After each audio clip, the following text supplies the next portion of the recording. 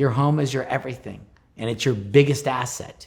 So you better be certain you're working with the right broker, your right agent, right facilitator, conduit to making this a great experience.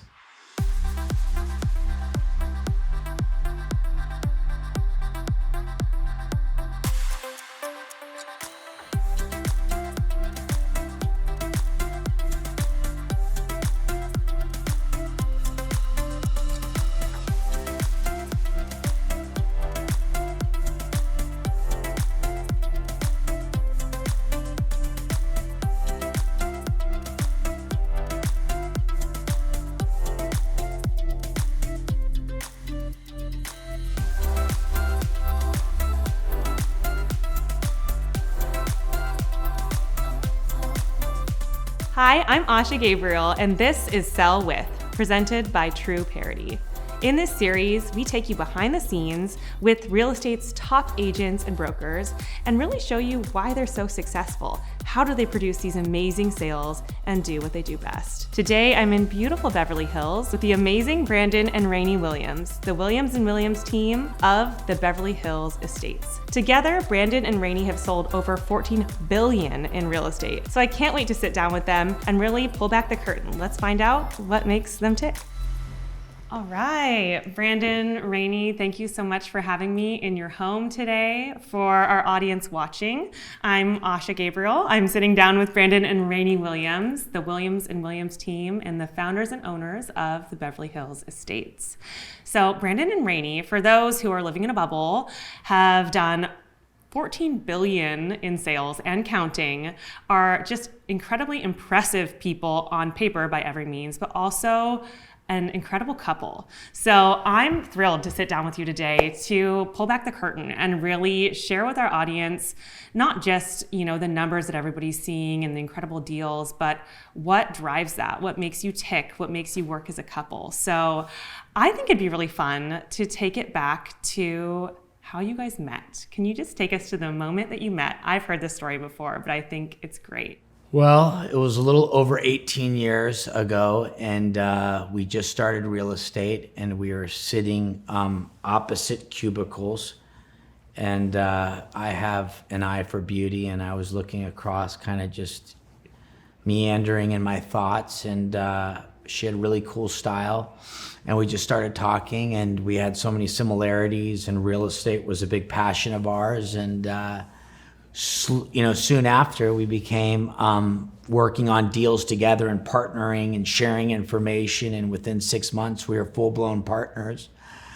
And then a few years later we started dating, and a couple of years after that we got married, and here we are. Mm-hmm.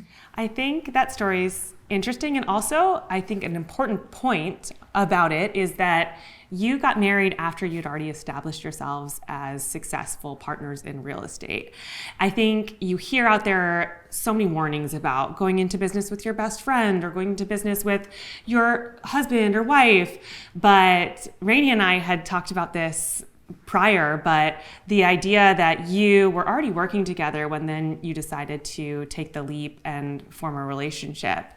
How do you feel that order of things has influenced the way that you're able to sustain working, living, and loving together? Well, it's all we know. So I think it's second nature to us. And, Branden has said this over the years many times, but I concur, is that he wouldn't have it any other way. For us, it's just, we come home and it's a continuum of our business, which, our children are involved in. And I think it becomes a very motivating and kind of just a place of inspiration, not just for us, but for our kids, and even for people that help us in our home, and other people that work with us in our business. We try to constantly keep them inspired. And I think the way that we do that is, it's not just for us a business, but it's a way of life. And it's, there's a spirituality to it for us, because we look to it as we're helping people, and we're trying to create dreams, and we're trying to create lifestyles, and, kind of take people's wildest thoughts and dreams and make it into fruition, and how their home, their sanctuary, can really live out and play out in their lives.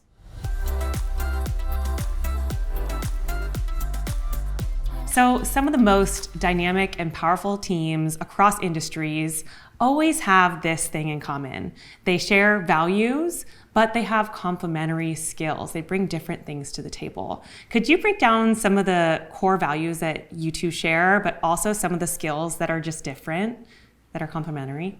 We both love all of the same fundamentals, and we have the same values in the core, but we're both very different. He's more air and more ethereal, and he kind of, flies higher, and I'm earth, so I'm kind of more hunkered down. So it's sort of like this amazing blend of, rising up but grounding down. And that's always, I think, been our magic, is that we come together with two different energies. And sometimes people will say, wow, he's so fun, you must always laugh, like he's wild.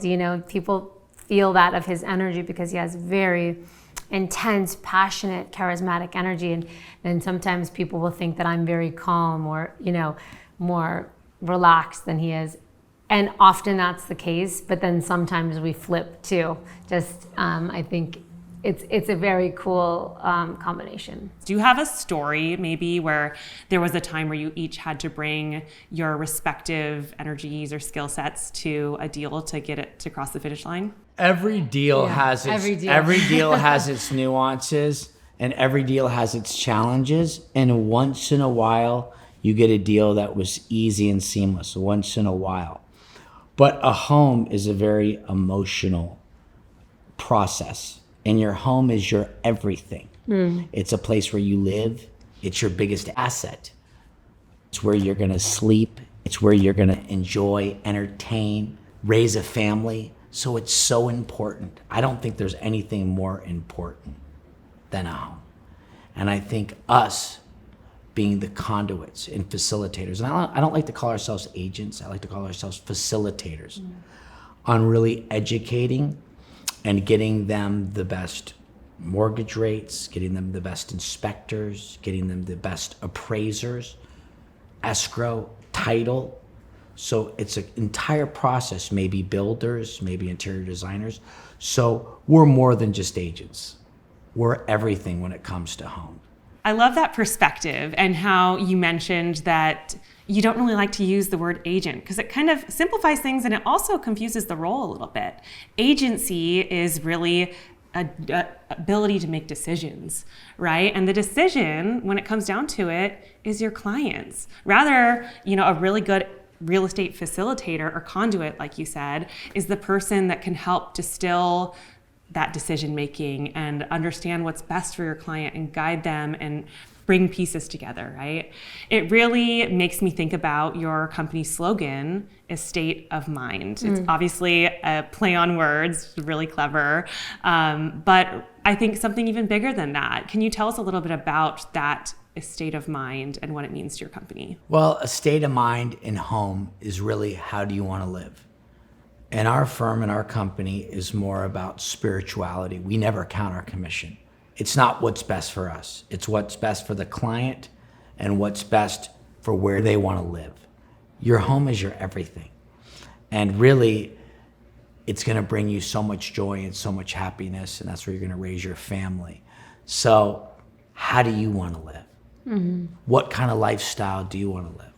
And so a state of mind to me is about really love and spirituality and connectiveness. Well, I think that what's so fascinating about you two is obviously, you have sold and bought homes for superstars, celebrities, super powerful people, but you both bring this humble and relatable personality to the table. It's undeniable when you meet the two of you, especially together. I think humility is key. And there is no big or small deal. These are people's biggest assets, whether it be 100, 300, 1,000, or millions. So it's very important for us, and like I said, we don't count our commissions, to find the right place that's going to make them happy, a right home that's going to bring happiness and joy to their lives and flourish in abundance with family, work, friends. So that's really key for us. And I think we've always kept to that motto. It's like, there's no small deal for us and there's no too big deal for us. So we're just trying to help and be the conduits to find the right place where you should live.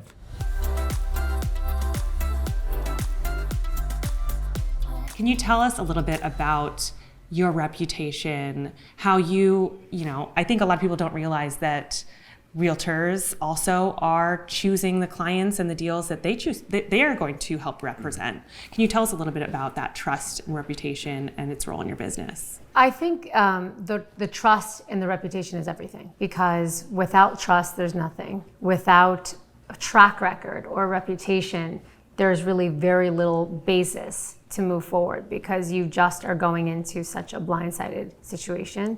So, you know, it takes you years and years and years to build your reputation, and it can take you 1 second to break it down.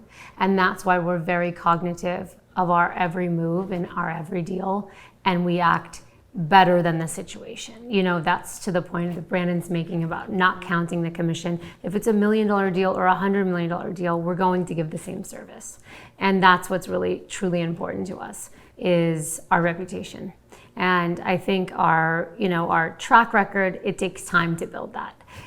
But it's a marathon. And if you just keep going and you just, day by day keep doing the right thing and keep pushing forward. And that's what we tell all of our agents at our firm, is that, there's going to be great days and there's going to be really bad days and all the things in between.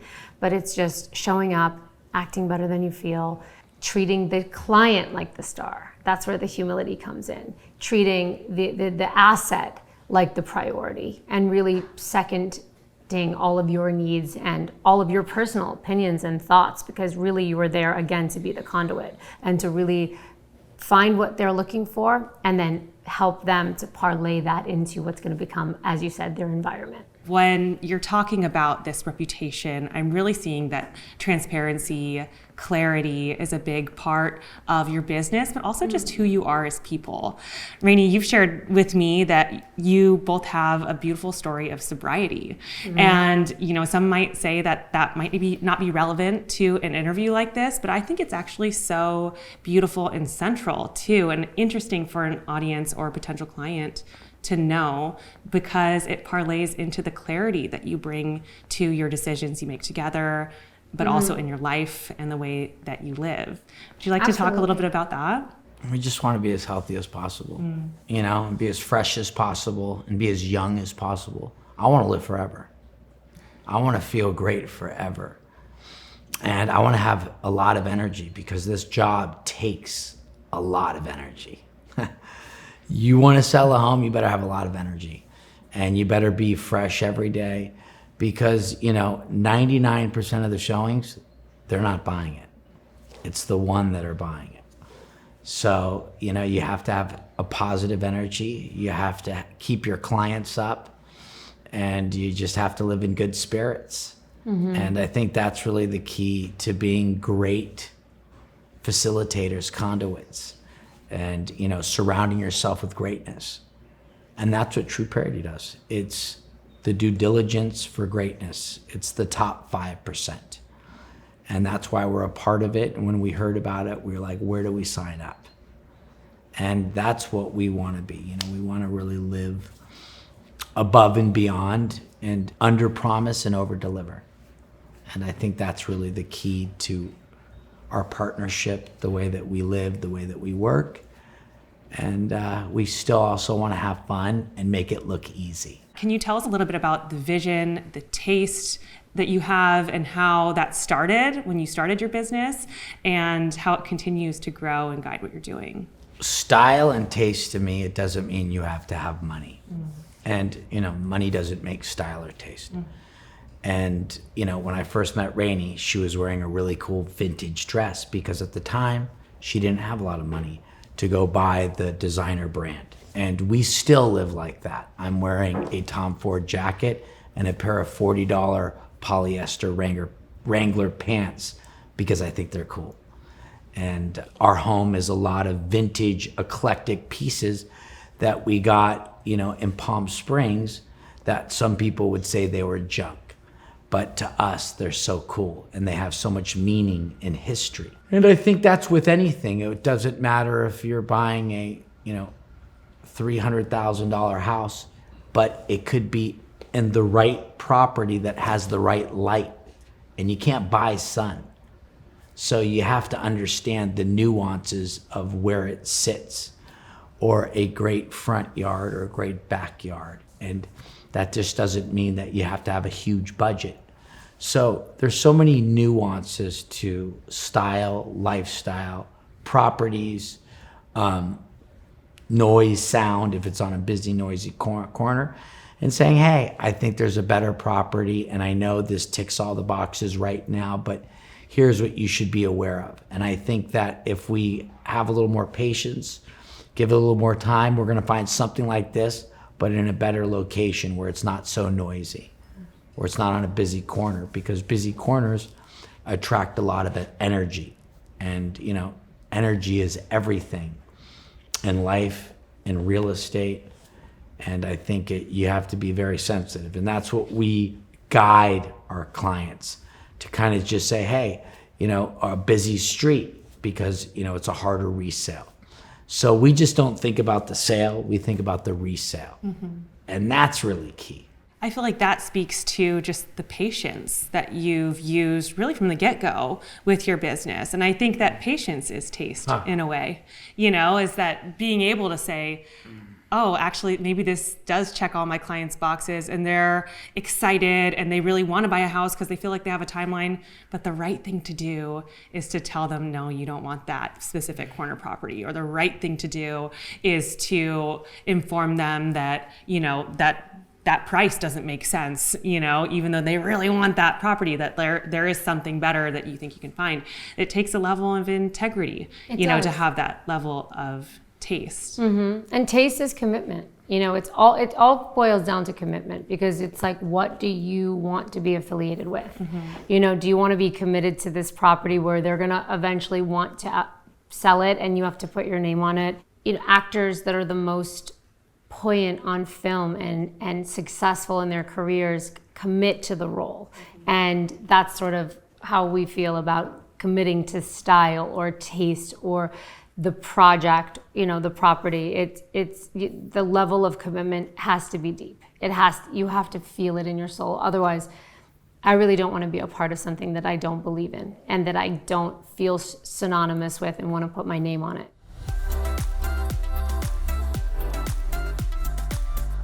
You have a story about, and you don't have to name specifics about the property, but a story about a deal that you just had to get Scrappy in order to get it sold, get it right, and get it over the finish line. Early on in our career, we sell in Los Angeles, so there's a lot of high-end developers. And there was a developer that came from the fashion industry, and he's a billionaire. And he's done everything and marketed and sales and training, and he's very, very tough to please.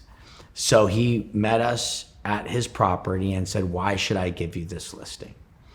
And I said, because I think we're the best. We have all the biggest sales in this area, and we know this area, and we live a couple blocks away, and we specialize in these kind of homes. It was a modern view home. And I said, but I know you want top dollar, but the biggest problem is the street in these Hollywood Hills is like a Tijuana alley. And there was potholes in the city. Unfortunately, Los Angeles doesn't take care of their streets, and a lot of streets. And I said, you need to get the street repaved. But Los Angeles could take years to repave this street. But I know a guy who knows a guy who could potentially get this street repaved. And I'm sure if we got the neighbors together, because I've done this before and been part of this before, I said, I think we could gather some money from the neighbors, and I think it could be a good thing, a positive thing, and I think we could get the street repaved. And he said, you have the listing if you get this street repaved. And instantly my heart sunk, and I was like, oh, why did I say this? This is going to be a big responsibility to take on, but we did it. And we got about 5 of the wealthy neighbors to pitch in on the street of 50 to 100 homes. And on a Sunday morning, we had the whole street cleared on a Saturday and Sunday morning, and we got the street repaved, and we broke a record on the street.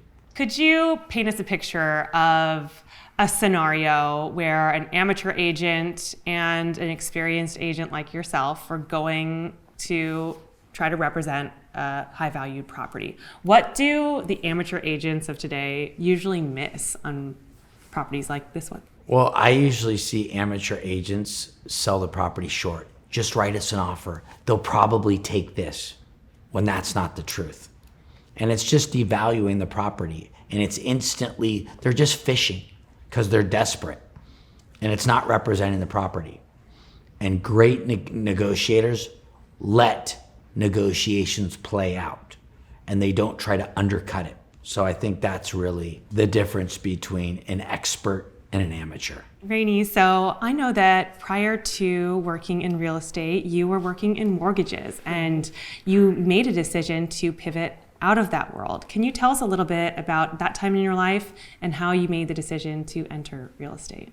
I got into mortgages when I was in my really early 20s. So it was the subprime. It was all men in the office, and we got our leads from basically cold calls. So we were given a stack of phone numbers and addresses to call, and you kind of just make your way through calling. And at this time, loans were being handed out like candy. Anybody could get a loan. So it was just a matter of if you could get a fish on the hook, so to speak, on the phone, and then once you did, you push it through to loan docs. And I mean, once you had them on the phone, it was pretty much, they give you your social security number, they're doing this loan.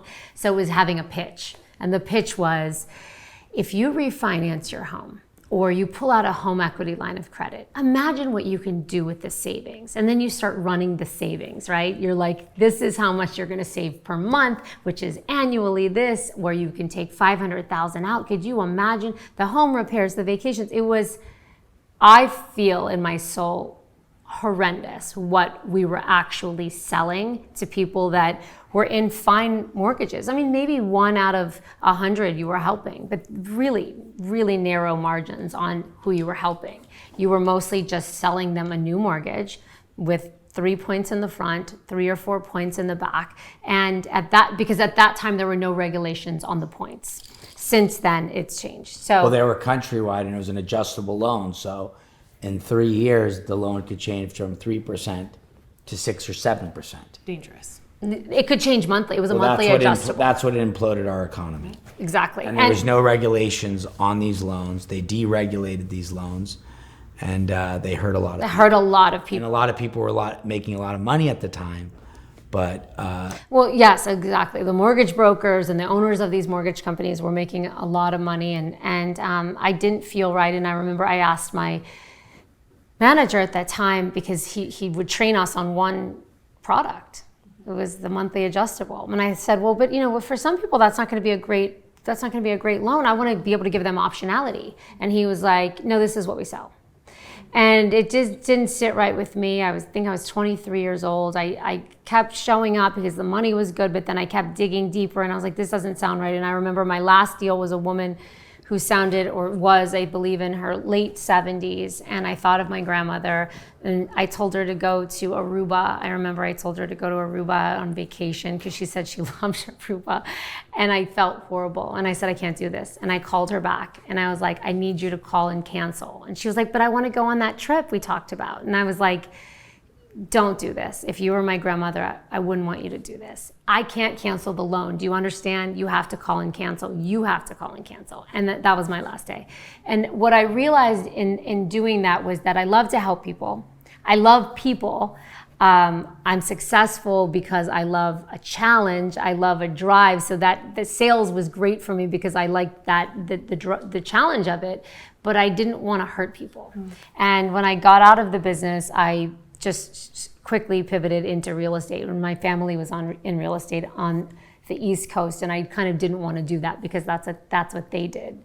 And so I wanted to do something on my own. But it turned out when I got into real estate, I could use the same techniques for selling, but doing it to help somebody, to build something for them, to look at their portfolio and say, if you buy this in 5 years and in 10 years, in 15 years, you're going to have an appreciated value versus, what ultimately these subprime mortgages were doing. So that's how I got out of mortgages, and it was the best decision I ever made. Thank you for that story and for just, peeling back the onion a little bit and showing, our listeners, our watchers, what really is behind your success and what drives you every day, which, I think that the big thing we've uncovered in this interview is that it takes patience and time, and you've built it over a while and you'll continue to build it. And that's why you're in that top 5% that can be found on a place like True Parity. So thank you for sharing your stories today. And I can't wait to see